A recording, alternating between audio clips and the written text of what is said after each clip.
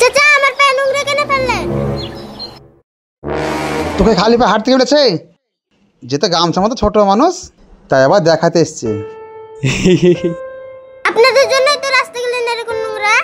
ডিমের মতন মেয়ের আবার কথা কত হট নাইলে কানা করে ঝাড়বো।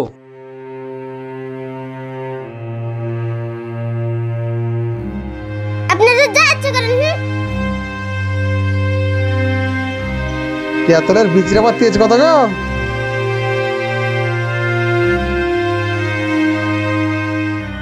ওই দেখেন সুমনা আসছে, আবার বোধহয় জ্ঞান দেবে। ওকে আসতে দে, আজ ওকে দেখাচ্ছি। মেয়েটা তো আপনাকে ঠিক কথা বলেছিল, তাহলে আপনি ওকে মারতে যাচ্ছিলেন কেন?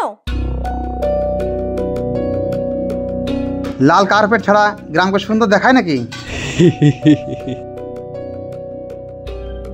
ছি, এটাকে আপনি লাল কার্পেট বলছেন? অত জ্ঞান দেব না, তুমি যেখানে চাও সেখানে যাও।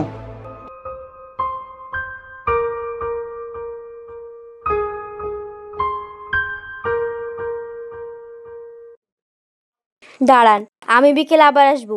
এই গ্রামের মানুষকে আমি যা করে হোক বদলাবই।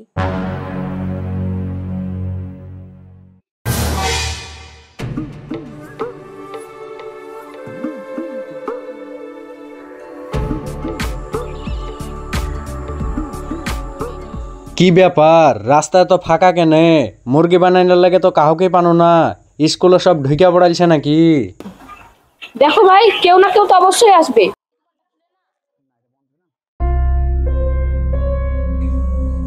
ওই তো ওরা ওখানে আছে, গিয়ে দেখি। ওই দেখ, সুমন আসছে আমাদেরকে আবার জ্ঞান দিতে। দাদা, আপনার এভাবে পান খেয়ে রাস্তাটা না নোংরা করলেও পারেন।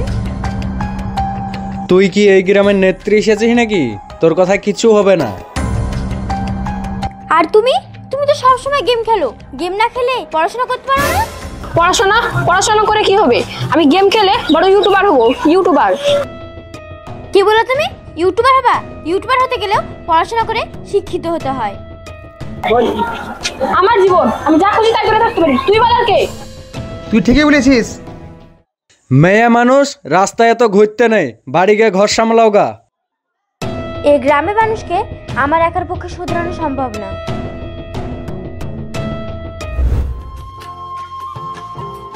মর্জিনা, ও মর্জিনা, লবণটা লিয়ে আয়।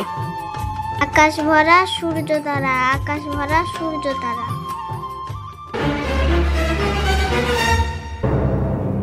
ঘরের মধ্যে এখন কি করছিস? এই দাঁড়াচ্ছি, থাম, দাঁড়া। আকাশ ভরা সূর্য তারা, আকাশ ভরা সূর্য তারা। আবার পড়তে বসেছিস তুই? বাড়ির কাজকর্ম ফেলে রেখে? থাম, দাঁড়া, তোকে দেখছি।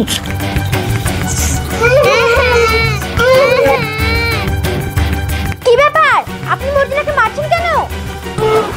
মারবো না তো কি করবো? বাড়ির কাজকর্ম ফেলে রেখে পড়তে বসে যায়। কি বলেন আপনি? এইটুকু মেয়ে বাড়ির কাজ করবে পড়াশোনা ফেলে রেখে? দেখেন, এটা আমার মেয়ে, আমি যা ইচ্ছা তাই করতে পারি। জানতো আপনি এখান থেকে? ঠিকই বলেছেন, এটা আপনারই মেয়ে, আমার বলার অধিকার নাই। দাঁড়ান দেখে দাঁড়ান। আর দেখে তা দেখে বাঁচা যায় না। বাড়ি আয়, তারপরে মজা দেখাচ্ছি।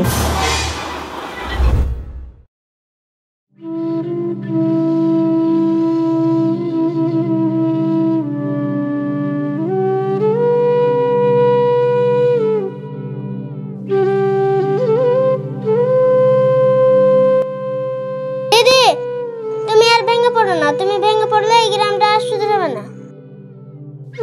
না রে, আর মনে হয় শুধরাবে না। সুমনা, মর্জিনা ঠিকই বলেছে। তুমি যদি হেরে যাও, এই গ্রামের আলোটাই নিভে যাবে। আরে আমিন ভাই, তুমি কবে আসলা? গতকালকে আসলাম, এসে গ্রামের ভালো মন্দ সবই বুঝলাম। কি করব ভাই, অনেক চেষ্টা করলাম কিন্তু আর পারলাম না। না, আমরা হাল ছাড়বো না। আমরা এই গ্রামটাকে পরিবর্তন করেই ছাড়বো। সত্যি ভাই, তুমি আমাদের পাশে থাকবা? হ্যাঁ, থাকবো। সুমনা, তুমি মর্জিনাকে নিয়ে মর্জিনাদের বাড়ি যাও। আমি গ্রামের মানুষজন ডেকে আমি নিয়ে আসছি।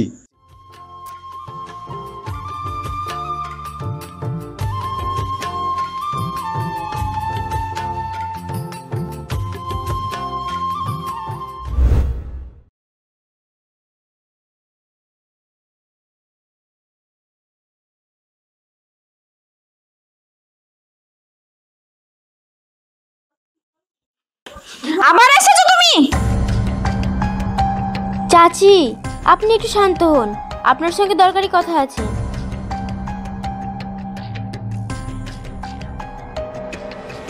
সুমনা, সুমনা,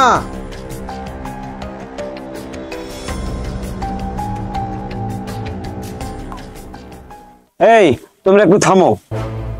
যাবো না, তাড়াতাড়ি বলো, আমাদের কাছে অত সময় নাই। দেখো, তোমরা এতদিন যা করেছো করেছো, এবার গ্রামের জন্য একটু সময় দাও। তুমি আর সুমনা নেতাগিরি করছো নাকি? না না, আসলে আমরা গ্রামটাকে পরিবর্তন করার চেষ্টা করছি। এতদিন কেউ পারলো না, এসছে পরিবর্তন করার লোক। হ্যাঁ ভাই, তোমরা সাহায্য করলে আমরা নিশ্চয়ই পারবো।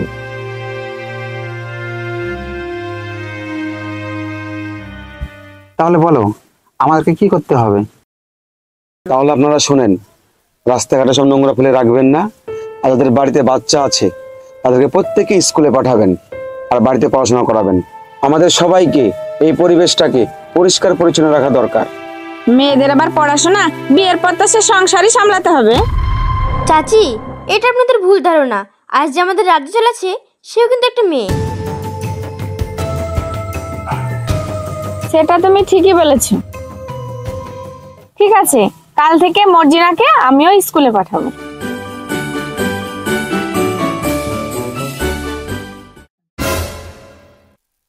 আপনাদের যা ভালো লাগে তাই করেন, আমি এসবের মধ্যে নাই।